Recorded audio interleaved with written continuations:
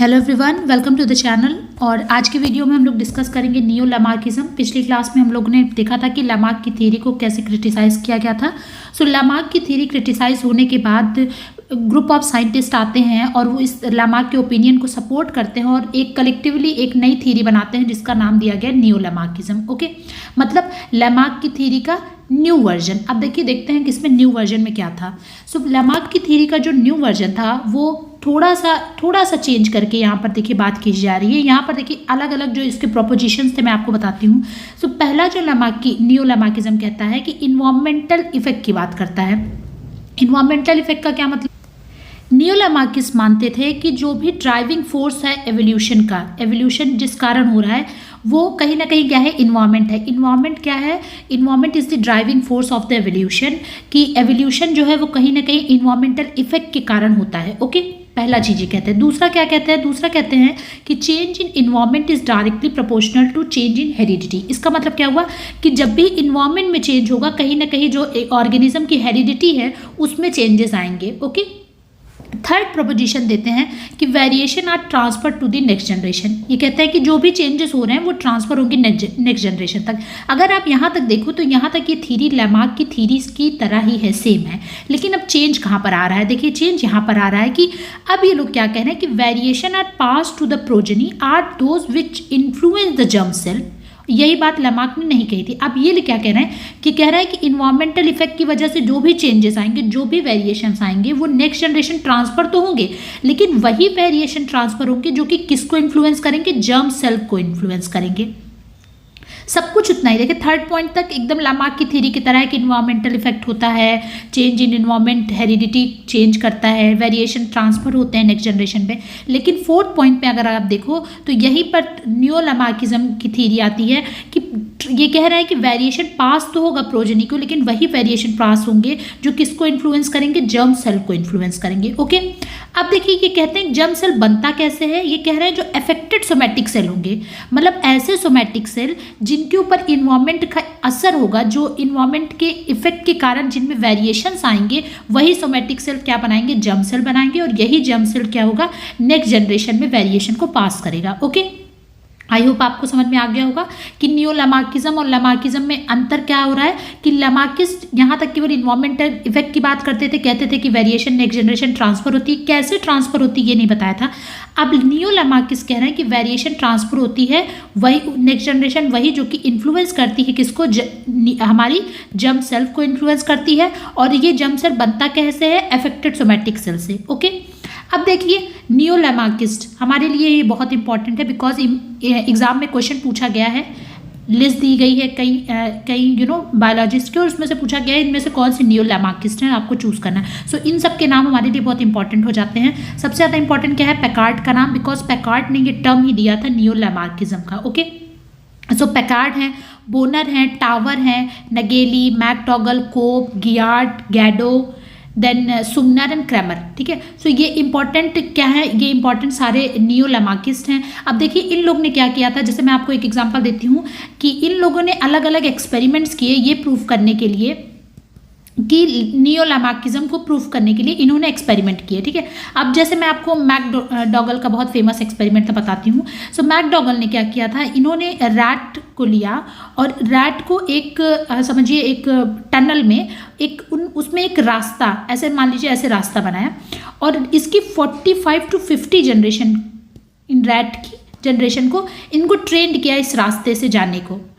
इन्होंने देखा कि जनरेशन आफ्टर जनरेशन ये जो रैट थे इनमें जो एरर था, वो नंबर ऑफ जो एरर था वो डिक्रीज होता जा रहा था। मतलब इसका मतलब क्या हुआ कि जो नेक्स्ट जनरेशन की रैट आती थी वो ज़्यादा अच्छा परफॉर्म करती थी इस टनल से स्केप होने के लिए। ठीक है, बहुत आसानी से स्केप कर जाती थी जब भी नेक्स्ट जनरेशन।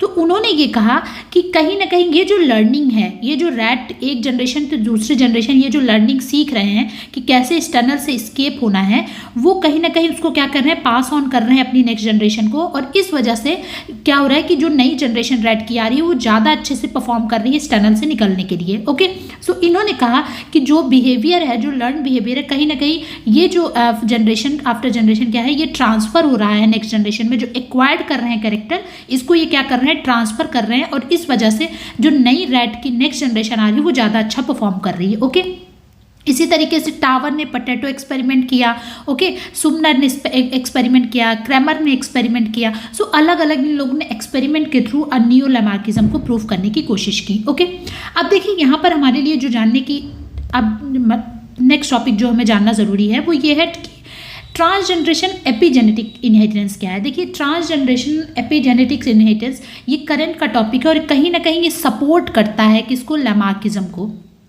लैमार्किज्म या फिर आप नियोलैमार्किज्म कह सकते हैं, कहीं ना कहीं ये नियोलैमार्किज्म को सपोर्ट करता है, बिकॉज ये जो एपिजेनेटिक इनहेरिटेंस है ये क्या है, ये कहता है कि एक ऐसा इनहेरिटेंस भी हमारी बॉडी में होता है जिसमें कि डीएनए सीक्वेंसेस में चेंज नहीं आते, डीएनए सीक्वेंस वही रहता है, लेकिन जो जीन है, जीन की एक्टिविटी है वो चेंज हो जाती है। Okay, without changing DNA sequence, मतलब डीएनए का सीक्वेंस नहीं बदल रहा है लेकिन जीन की एक्टिविटी बदल जा रही है। इसको क्या कहा गया, एपिजेनेटिक्स कहा गया। और इसमें कहा गया कि कहीं ना कहीं इन्वायरमेंट का इफेक्ट है, इन्वायरमेंट ये इफेक्ट कर रहा है जिसकी वजह से जो जीन की एक्टिविटी है वो चेंज हो जा रही है without changing DNA sequence. Okay, so इसको क्या कहा गया, इसको एपिजेनेटिक इनहेरिटेंस को सॉफ्ट इनहेरिटेंस भी कहा जाता है, बिकॉज इसमें क्या हो रहा है कि इसमें जीन की एक्टिविटी चेंज हो जा रही है लेकिन डीएनए का सीक्वेंस वही है। हम लोग देखिए जेनेटिक्स में क्या कहते हैं, जब डीएनए का सीक्वेंस बदल जाता है तब हम कहते हैं कि क्या हो रहा है, वहाँ पर वेरिएशंस आ रहा है, चेंज आ रहा है, म्यूटेशन आ रहा है, ये सब बात करते हैं और कहते हैं म्यूटेशन हो रहा है मतलब वेरिएशन हो रहा है, और वेरिएशन हो रहा है मतलब नेक्स्ट जनरेशन जो है वो इवॉल्व होकर मतलब कुछ टाइम बाद एवोल्यूशन भी होगा। ये वेरिएशन एक्यूमुलेशन होगा, उसके बाद एवोल्यूशन होगा। ओके, लेकिन यहाँ पर क्या हो रहा है, यहाँ पर डीएनए सीक्वेंस में कोई चेंज नहीं आ रहा, लेकिन फिर भी जीन की एक्टिविटी बदल रही है, जिसको कहा गया सॉफ्ट, इसको सॉफ्ट इनहेरिटेंस भी कहा जाता है। और जब डीएनए सीक्वेंस में चेंजेस आते हैं, जो हम लोग प्रॉपर, जिसको हम लोग कहते हैं हेरिडिटी, जेनेटिक्स, ये सब जो कहते हैं वो क्या कहलाता है, वो हार्ड इनहेरिटेंस कहलाता है। ठीक है, लेकिन जब जीन की एक्टिविटी जो है चेंज हो रही विदाउट डीएनए सीक्वेंस, तो इसको एपिजेनेटिक इनहेरिटेंस या फिर इसको सॉफ्ट इनहेरिटेंस भी कहा जाता है। ओके, अब देखिए, अब नेक्स्ट जो चीज़ जाननी जरूरी वो है ये वर्ड जो आगे लग जा रहा है, ट्रांसजनरेशनल एपिजेनेटिक्स इनहेरिटेंस। अब इसके बारे में जान ट्रांसजनरेशन का मतलब क्या हुआ कि जो चीज़ नेक्स्ट जनरेशन में क्या हो रही है, ट्रांसफर हो रही है। ठीक है, नेक्स्ट जनरेशन में ट्रांसफर हो रही है, मतलब जब एपिजेनेटिक इनहेरिटेंस, ये जो इनहेरिटेंस जो कि कहाँ हो रहा है, डीएनए सीक्वेंस पे ना होकर जीन की एक्टिविटी बदलने की वजह से जो चेंजेस आ रहे हैं, अगर वो नेक्स्ट जनरेशन में ट्रांसफर हो रही है, ठीक है, वो इन्वायरमेंटल इफेक्ट के कारण, मान लीजिए आपकी बॉडी में कोई इन्वायरमेंटल इफेक्ट हुआ जिसकी वजह से एपिजेनेटिक इनहेरिटेंस हुआ, और वो जब नेक्स्ट जनरेशन में ट्रांसफर हो जाती है, तो इसी को बोलते हैं ट्रांसजनरेशनल एपिजेनेटिक इनहेरिटेंस, जो कि हमारे लिए बहुत ज़रूरी है इस चीज़ के बारे में जानना। ओके, बिकॉज जो लोग मेरे वीडियो देख रहे हैं और यूपीएससी की प्रिपरेशन कर रहे हैं, उनके लिए बहुत ज़रूरी है कि नियोलैमार्किज्म और ट्रांसजनरेशनल एपिजेनेटिक इनहेरिटेंस कैसे एक दूसरे के साथ यहाँ पर हम लोग पढ़ते हैं, बिकॉज कहीं ना कहीं एपिजेनेटिक इनहेरिटेंस लैमार्किज्म को सपोर्ट करता है कि हाँ, इन्वायरमेंट का इफेक्ट हमारी जेनिक एक्टिविटी पे पड़ता है, और इस वजह से जो चेंजेस आते हैं, जो नेक्स्ट जनरेशन में जो ट्रांसफ़र होता है कैरेक्टर, उसको बोला जाता है ट्रांसजनरेशन एपिजेनेटिक इनहेरिटेंस। ओके, सो ये था एपिजेनेटिक इनहेरिटेंस और ट्रांसजनरेशन एपिजेनेटिक इनहेरिटेंस। मुझे लगा कि आपको इसके बारे में जानना चाहिए, बिकॉज जो बच्चे अभी रिसर्च के लिए भी अप्लाई करेंगे, सो उनके लिए भी बहुत ज़रूरी है थियोरेटिकल कॉन्सेप्चुअल फ्रेमवर्क के लिए ये जानना। ओके, और ये एग्जाम पॉइंट ऑफ व्यू से नेट के लिए ये बहुत ज़रूरी है कि आप सारे नियोलैमार्किस का नाम जानें, और नियोलैमार्किज्म में एक्चुअली था क्या ये जानें कि कहाँ पर चेंज आता है लैमार्किज्म और नियोलैमार्किज्म में। ओके, सो आई होप कि आपको ये अच्छे से समझ में आया होगा। अगर फिर भी कोई डाउट है तो मुझे कमेंट बॉक्स में लिख के ज़रूर बताएं कि मैम ये चीज़ नहीं समझ में आई, मैं आपको फिर से एक्सप्लेन कर दूंगी। और वीडियो अच्छी लगी हो तो वीडियो को लाइक करें, शेयर करें, चैनल को सब्सक्राइब करें। Thank you for watching, God bless you all.